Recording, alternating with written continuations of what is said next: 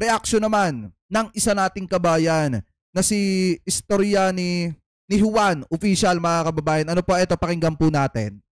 Poprotektahan ba natin yung mga OFW yung sila mismo gumagawa ng hindi maganda? Sila mismo pumapatay, sila mismo ay nagdodroga, sila mismo ay nagbebenta ng baboy na pinagbabawal sa Saudi. Sila mismo yung nagbebenta ng alak, gumagawa ng alak, droga, nagbebenta ng droga at kung ano-ano pa. Gusto nating proteksyonan yung mga ganitong uri ng OFW. Putang ina, magbago na tayo. Tama. Binibaby ang mga OFW. Hindi naman sa nila lahat, mga kababayan, pero yung mga OFW na gumagawa ng hindi maganda, baguhin nyo na yan. Kasi nasampulan na. Hindi lang naman ito yung unang beses na may nangyari na may OFW na talagang nasampula ng bitay dyan po sa Saudi Arabia. Kung hindi, mga kababayan, ito, isa na rin to sa mga bilang, na talagang nasampulan at nakita ninyo na talagang binitay dyan po sa Saudi Arabia. Ano po ngayon, ipagpatuloy pa natin. Kahit po sila ang gumagawa ng hindi maganda sa ibang bansa at matatapang pa sila. Tumatakas sa amo, nakikipagdiskuhan at kung ano. Tapos ano, kaban ng bayan, pera ng taong bayan ang gagastusin para sa abogado ng mga lintik na yan. Ha? Pambihira naman kayo. Ayon sa pinakabagong report sa Saudi Arabia nitong nakaraang September 28, 2024, pinakamataas na bilang ng mga na-execute sa Saudi Arabia sa loob ng isang dekada. Umaabot po ng 198. Diba? Karamihan sa mga ito, ayon sa balita, mga drug-related. Pagpatay. In fact, sa July lamang nitong nakaraang taon, sa bawat 2 araw, isa ang napapatay nila. Isang tao ang na-execute. Tapos po, proteksyonan nyo. Huwag nyo yung proteksyonan ng mga yan. Ayaw nilang makinig. Hayaan nyo silang mabitay. Ano kayo ngayon? Yung mga didishit dyan. Yung mga taga-suporta dyan, idigaw na puro sisi sa ating gobyerno. Na bakit daw hindi pinroteksyonan? Bakit daw hindi isinalba ng ating presidente, mga kababayan, yung isa nating kabayan? Alam nyo, sa totoo lang, hindi ako natutuwa kasi binita yung kabayan natin. Naiinis lang ako sa part na yung nangyari sa kanya, mga kababayan, isinisisi sa ating presidente at sa ating gobyerno na pinalalabas nila na inutil yung presidente natin at walang ginagawa yung ating gobyerno. Kasi kung titingnan nyo, ginawa naman lahat, ni PBBM, ginawa lahat ng gobyerno natin, ngunit ayaw makipag-areglo ng pamilya, kailangan sundin yung batas ng Saudi Arabia. At talaga, mga kababayan, paalala din sa mga kababayan nating OFW na iwasan natin makakumit ng pagkakamali, makakumit ng mga mabibigat na kasalanan sa bansang Saudi Arabia kasi napakahigpit po ng batas nila at talagang yung batas nila ay hindi katulad ng batas dito sa Pinas. Sa kanila, pagka kumuha ka ng buhay, kapalit buhay mo. Ganun katindi, mga kababayan, ang batas sa Saudi Arabia. Kaya yung mga Pilipino na hindi marunong makinig at nakakumit kayo ng pagkakamali tulad ng pagkuha ng buhay ng isang tao na talagang naninirahan dyan sa Saudi Arabia, pwede talaga. Ito talaga yung isang patunay na mahahatulan talaga kayo ng kamatayan. Ng bitay. Kaya yung mga OFW, especially yung mga mabibilis uminit ng ulo dyan, iwasan yung makakumit ng krimen. Iwasan yung makagawa ng pagkakamali kasi malaki ang tsansa na baka mapatulad kayo dito sa isa nating kabayan. Tapos yung mga taga-suporta, yung iba na nandito sa Pilipinas at may sinusuportahang politiko, gagamitin pa, mga kababayan, yung isa nating kabayan na nahatulan ng bitay, papalabasin pa na kung si Duterte yung presidente, baka daw may nagawa pa. 2020 pa nga yun. Pinag-uusapan na, mga kababayan, kung si Digong nga walang nagawa, si PBBM pa kaya na sinubukan na ang lahat, mga kababayan, na maisalba yung isang Pinoy sa death row dyan po sa Saudi Arabia. Kung mismong yung government nga ng Saudi Arabia walang nagawa, yung pa kayang presidente natin, wala talagang magagawa kung ayaw tanggapin ng pamilya yung blood money na ibinibigay kapalit ng buhay ng isa nating kabayan. Kaya wag nating isisi kay PBBM kasi ginawa po lahat ni PBBM ang makakaya niya para maisalba yung isang Pinoy.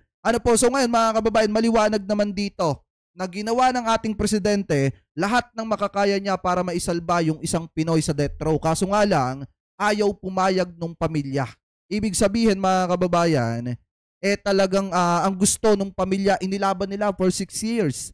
Mga kababayan, ilang taon? 2020, hindi, ilang taon pala nilang inilaban etong usaping ito. At ngayon, nakuha na nila yung hustisya, mga kababayan. Ano po? So ngayon, punta naman po tayo dito pa sa isang topic natin, mga kababayan, na kung saan lumabas yung isang katapat nitong si Kibuloc, mga kababayan. Di ba si Kibuloc yung son of God? Eto naman, mga kababayan, matindi. Etong isang nag-file ng Certificate of Candidacy. Kung yung son of God na si Kibuloc ay nag-file ng kanyang Certificate of Candidacy, eto naman yung female version nitong si Kibuloc, mga kababayan. Ano po? Eto, pakinggan po natin. Kapag hindi ako pinatakbong senador Nagbanta. ng COMELEC, lahat, kapag hindi ako pinatakbong senador ng COMELEC, lahat ng mga taong involved na ako ay i-disqualified sa pagiging mahirap, ay isinusumpa ko ang mga taong yon at idideklara ko na pinakawala kayong kwentang ahensya ng gobyerno. Kapag namatay ako, dinideklara ko na. Babalik ang kaluluwa ko. Parurusahan ko na kayo. Kita nyo, mga kababayan, ha? Kung si Kibuloc hawak, mga kababayan, yung kaluluwa ng sangkatauhan, eto naman, mga kababayan, etong isang nagpa-file ng Certificate of Candidacy, kapag ka daw siya ay hindi pinayagan ng COMELEC, i-disqualified or itinuring na nuisance candidate, mga kababayan, at may nangyari daw sa kanya, babalik daw siya at maniningil yung kanyang kaluluwa. Ngayon, ipagpatuloy pa natin. Pagpatuloy pa natin. Ako pala si Minister Eric Aboy. Eto pa yung isa. Eto pa yung isa, mga kababayan, na female version. Mga kababayan, itong male version. Or kasamahan na ni Kibuloc, mga kababayan. Eto matindi.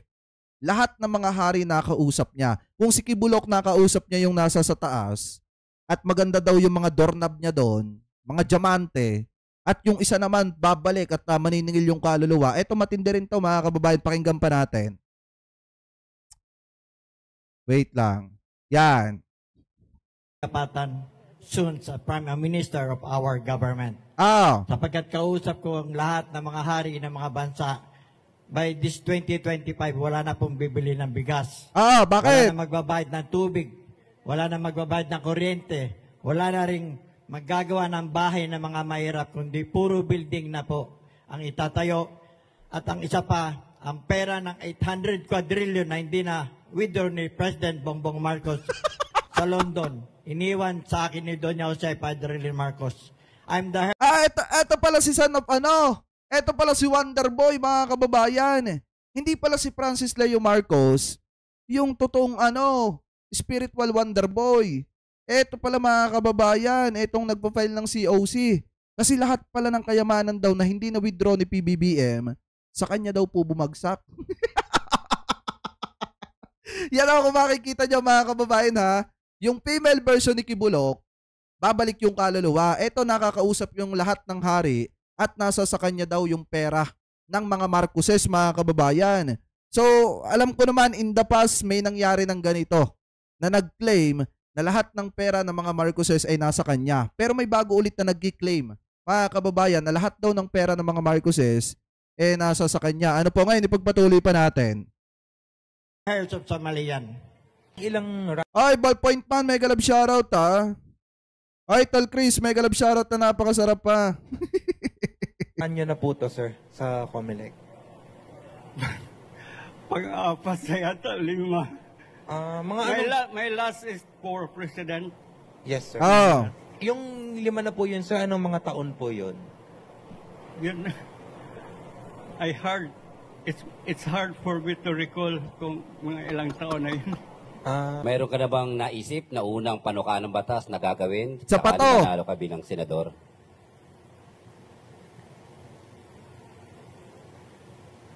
Wala pa po, sir, sa ngayon, pero pagsikapan po natin po pag nadiyan na yan, sir. Pag naganap na po ang eleksyon. Thank you. Apo. Mga kababayan, ha, Alam nyo sa totoo lang, hindi ko masisisi itong mga tao na to kung bakit nagpa-file sila ng certificate of candidacy. At kahit yung mga yung mga social media influencer, hindi ko sila masisisi kasi nakita nila kay Robin Padilla na napakadaling maging senador. Ano po, maging artista ka lang, maging sikat ka lang, or kahit normal na mamamayan ka lang, basta gusto mong tumakbong senador, mag-file ka lang dyan, pag nakalusot ka, pwede ka nang maging senador kahit hindi ka gumawa ng batas. Kumain ka lang sa Senado, magsuklay ka lang ng bigote mo, automatic mga kababayan, senador ka na. Kaya hindi natin sila masisisi kung bakit pinapangarap nila maging isang senador. Kasi nakita nila kina Robin Padilla yan eh. At ngayon nakikita nila kina Willie Revillame, kina Philip Salvador, na o kung sila nga kaya nila maging senador, kaya din nung mga normal na mamamayang Pilipino. Kaso nga lang ang problema, parang may mga problema ata etong mga nagpa-file or mga nag-file ng certificate of candidacy na mga naghahangad na maging isang senador. So kayo, mga kababayan, ano po ang komento ninyo? Hingil po dito sa mga topic po na tinalakay po natin. Ano po masasabi niyo mga kababayan?